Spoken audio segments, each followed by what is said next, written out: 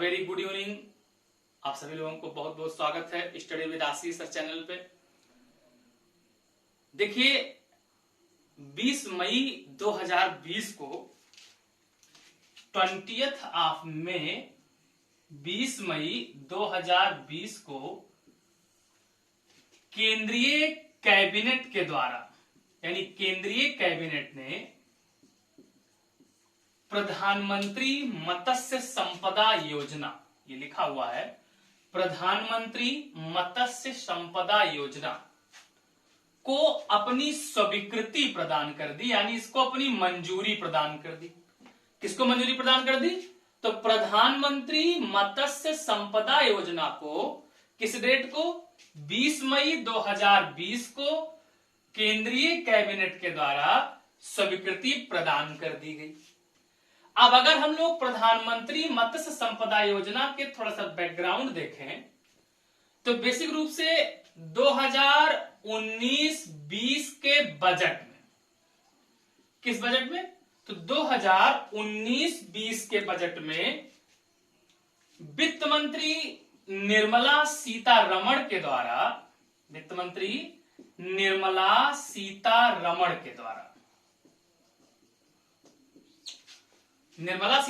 द्वारा प्रधानमंत्री मत्स्य संपदा योजना को शुरू करने की घोषणा की गई थी। इसमें तुमको याद है कि 2019 में चूंकि इलेक्शन था, इसलिए 2019-20 का बजट जुलाई महीने में प्रस्तुत किया गया था, जो फुल बजट था। इसलिए 5 जुलाई 2019 को वित्त मंत्री ने अपने बजट अभिभाषण में, अपने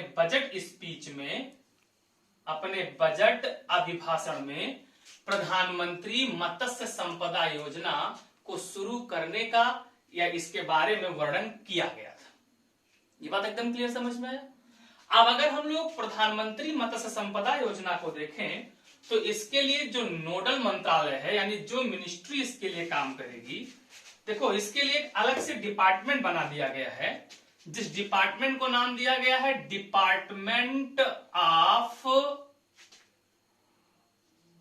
फिशरीज। यानी एक डिपार्टमेंट बना दिया गया जिसको नाम दिया गया है department of fisheries. Department of fisheries का मतलब हो गया मत्स्यन विभाग बना दिया गया है।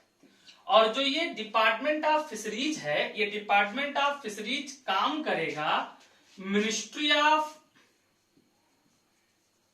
Animal husbandry. किसके अधीन काम करेगा? तो ये मिनिस्ट्री ऑफ एनिमल हस्बेंड्री के अधीन कार्य करेगा, यानी पशुपालन मंत्रालय के अधीन ये डिपार्टमेंट ऑफ फिशरीज काम करेगा। इस प्रधानमंत्री मत्स्य संपदा योजना के लिए 20,050 करोड़ रुपए, यानी कितने रुपए एलोकेट किए गए हैं? तो 20,050 करोड़ रुपए आवंटित किए गए हैं, एलोकेट किए गए हैं। किसके लिए आवंटित किए गए हैं? तो प्रधानमंत्री मत्स्य संपदा योजना के लिए कुल कितने रुपए एलोकेट किए गए? तो इसके लिए आवंटित किया गया धन है 20,050 करोड़ रुपए। अब हम लोगों को ये देखना है कि बेसिक रूप से इसमें हमारी सरकार का ये उद्देश्य है, ये ऑब्जेक्टिव लेके चल रही है कि चूंकि इसकी शुरुआत किया गया 2020 में, तो जो फाइनेंशियल ईयर चल रहा है तो इसमें ये उद्देश्य कर रही सरकार कि 2020-21 से लेकर और इस अभियान को, यानी इस योजना को चलाना है 2024-25 तक। यानी कब तक चलाना है इसको? तो 2020-21 से शुरू किया गया है और कब तक चलाएगी इसको? 2024-25 तक इसको चलाएगी। और इसके कुछ महत्वपूर्ण उद्देश्य, कुछ ऑब्जेक्टिव निर्धारित किए गए हैं। तो हम लोगों को अभी डिस्कस करना है कि वास्तव में इसके ऑब्जेक्टिव्स क्या हैं। अगर हम लोग मत्स्यन की बात करें, फिशरीज की बात करें, तो अगर अपने भारत के स्थिति को भूगोल में जाकर के देखें, अगर अपने भारत की अवस्थिति देखें, लोकेशन हम लोग देखें, तो ये अपना इंडिया मान लेते हैं, ये इंडिया हो गया। तो देखा जाए तो हमारे यहां फ्रेश वाटर, स्वच्छ जल का भी सोर्स है। इसमें मेन रूप से नदियां हैं और नदियों के अलावा झीलें भी। मेन रोल कौन प्ले कर रहा है? नदियां रोल प्ले कर रहे हैं। किसके लिए? फ्रेश वाटर के लिए।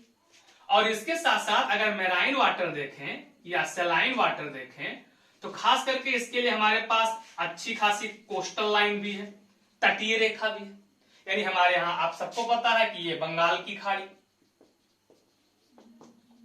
ये बे ऑफ बंगाल हो गया, ये अरब सागर का भाग हो गया।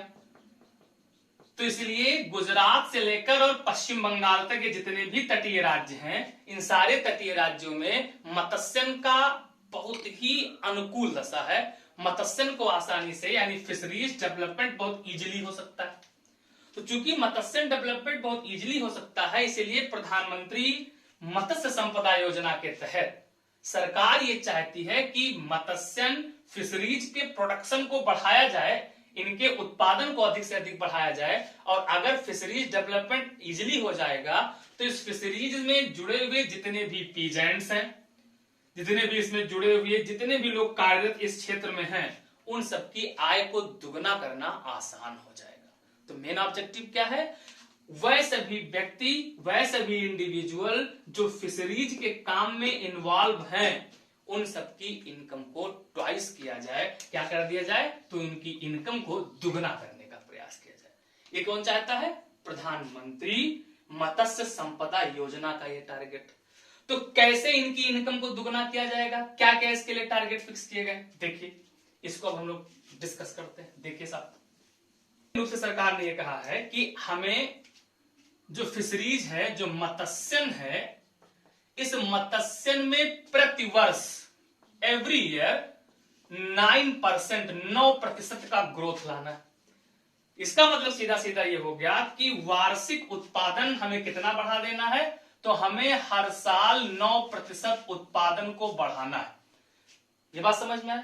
और अगर मत्स्यन का प्रतिवर्ष उत्पादन 9% हम बढ़ाते चले गए तो सरकार का यह मानना है कि वर्तमान में अगर देखा जाए तो इस समय हमारे यहां 137.85 लाख मीट्रिक टन हमारे यहां मत्स्यन का उत्पादन होता है।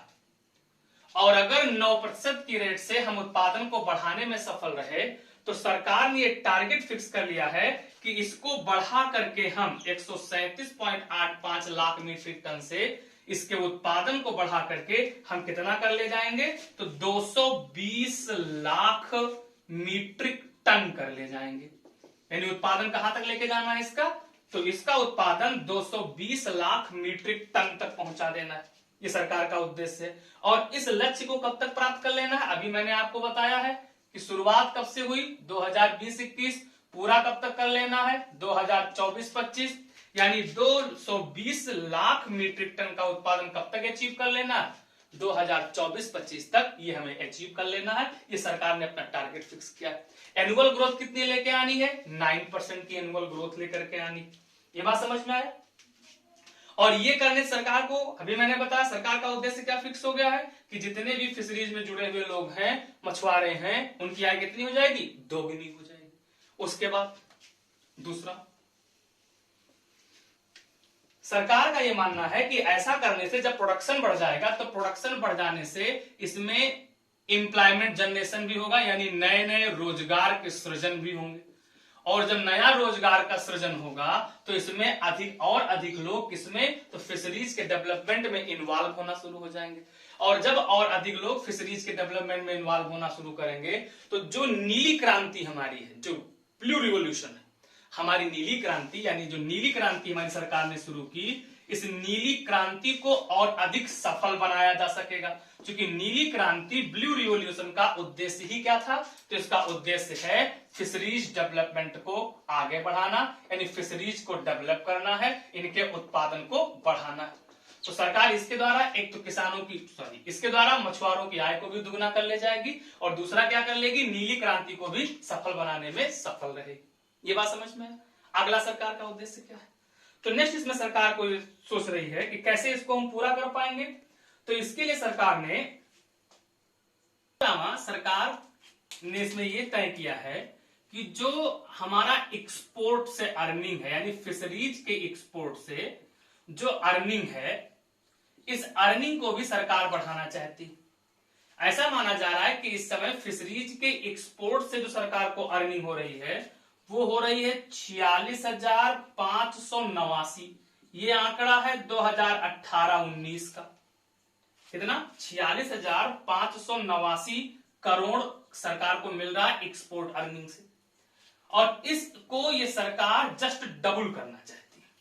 यानी इसका उद्देश्य है कि जब 2024-25 में हम इस योजना को पूर्णतः समाप्ति की ओर लेके पहुंचे तो फिर एक्सपोर्ट से अर्निंग कितनी हो जानी चाहिए? तो सीधा 1 लाख करोड़ रुपए हो जाने चाहिए। कितना हो जाना चाहिए? तो सीधा 1 लाख करोड़ रुपए हमें मिलने चाहिए। कहां से इनकम होनी चाहिए? एक्सपोर्ट अर्निंग से होनी चाहिए। इसके अलावा सरकार ने इसमें फिक्स किया है कि जो हमारे यहाँ डोमेस्टिक फिश कंजप्शन है, जो हमारे यहाँ घरेलू फिश कंजप्शन है, डोमेस्टिक फिश कंजप्शन है, वो इस समय एक आंकड़े के अनुसार 5 से 6 किलो पर कैपिटा है। यानी प्रति व्यक्ति कितना कंजप्शन है? 5 से 6 किलो है। और इसको बढ़ा करके सरकार करना चाहती है 12 kilo per capita, 12 KG per capita करने का टारगेट फिक्स किया है। कितना कर देना है? तो प्रति व्यक्ति 12 किलो कर देना है। ये बात समझ में है?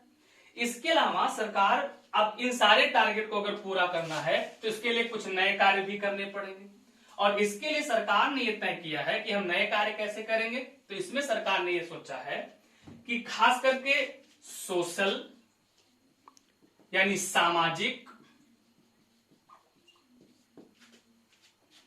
फिजिकल यानी भौतिक, इंफ्रास्ट्रक्चर आधार संरचना, क्या करेगी? इंफ्रास्ट्रक्चर। इंफ्रास्ट्रक्चर का मतलब आधार संरचना, और साथ ही साथ इसके सरकार फिनेंशियल सिक्योरिटी, जो फिनेंशियल सिक्योरिटी है यानी जो वित्तीय सुरक्षा है, जो फिनेंशियल सिक्योरिटी यानी वित्तीय सुरक्षा है, इसको सुनिश्चित करना चाहती है कि फिशरीज के क्षेत्र में क्या होना चाहिए। तो फिशरीज के क्षेत्र में सामाजिक, भौतिक, आधार संरचना और वित्तीय सुरक्षा सुनिश्चित की जा सके, ताकि जो भी इंडिविजुअल इसमें इन्वॉल्व है उसे इन सारे कारणों से पीछे ना हटना पड़े। और अगर ये कोई भी कार्य है, अगर इंफ्रास्ट्रक्चर डेवलपमेंट आसानी से हो जाए, अगर सोशल, फिजिकल, खास करके फिनेंशियल सिक्योरिटी अगर मिल जाए तो काम आसानी से, सुगमता से आगे बढ़ाया जा सकता है। तो सरकार क्या चाहती है कि फिनेंशियल सिक्योरिटी, इंफ्रास्ट्रक्चर सिक्योरिटी ये उपलब्ध कराई जा सके। तो अब हम लोगों को ये देखना है कि इसके अलावा और क्या करना चाहेगी सरकार कि हमारा टारगेट पूरा हो जाए। तो दूसरा बहुत इंपॉर्टेंट फैक्ट भी है, इसमें सरकार ने सोचा है कि जो एक्टिव फिशरीज है, जो एक्टिव लोग हैं, जो इसमें कार्य करने के लिए तल्लीन है, इसमें लगे हुए हैं, उन सारे लोगों के लिए सरकार ये सोचती है कि हम क्या करेंगे। तो फिशरीज के लिए जो मत्स्यन है, इस मत्स्यन के लिए, फिशरीज के लिए एक मैनेजमेंट, इसके मैनेजमेंट के लिए,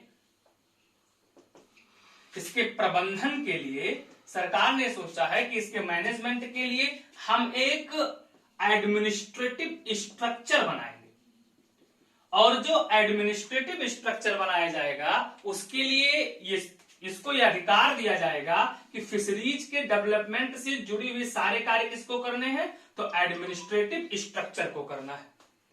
वर्तमान में अगर हम लोग देखें, जैसे अभी हम लोगों ने जिक्र किया था नीली क्रांति का, ब्लू रिवॉल्यूशन का, तो फिशरीज डेवलपमेंट के लिए अभी हमारे यहाँ जो कार्य करने वाली संस्था है उसे हम लोग बेसिक रूप से कहते हैं राष्ट्रीय मत्स्य विकास बोर्ड कहा जाता है। तो जो राष्ट्रीय मत्स्य विकास बोर्ड है, ये राष्ट्रीय मत्स्य विकास बोर्ड वर्तमान में फिशरीज डेवलपमेंट के लिए कार्य करती है। ये बात समझ में है? तो अब हम लोगों को अंत में देख लेना है कि वास्तव में जो राष्ट्रीय मत्स्य संपदा योजना है, इसमें कौन कौन से लोग इंक्लूड होंगे, इन्वॉल्व कौन कौन होंगे, शामिल कौन कौन से लोग होंगे। तो सिंपल, हम सबको पता है कि अगर फिशरीज की बात है तो कौन कौन शामिल हो सकता है। मत्स्यन की अगर बात है तो शामिल कौन कौन होगा? पहले तो जितने फिशर्स हैं, फिशर्स का मतलब जितने मछुआरे हैं, इनको इससे लाभ मिलेगा। इसके अलावा देखा जाए तो जो लोग फिश फार्मर हैं, यानी जो अपने तालाब में अपने खेतों में इसकी खेती कर रहे हैं, यानी जो मछली पालन में इन्वॉल्व है, इन दोनों में अंतर तो पता है, ये किसान है। और मछुआरे का अंतर मतलब क्या है, इन्होंने पाला नहीं है, उनको पालतू नहीं किया, बस मार के लाना है। तो कुल मिलाकर के फिशर्स जो है, जो फिश फार्मर है। इसके अलावा अगर देखा जाए तो जो फिश वर्कर है, जो मछली के विकास के लिए तरह तरह से कार्य कर रहे हैं। इसके अलावा देखा जाए तो जो इसको बेचने वाले लोग हैं, जो फिश वेंडर हैं, उनको इसमें शामिल किया जाएगा।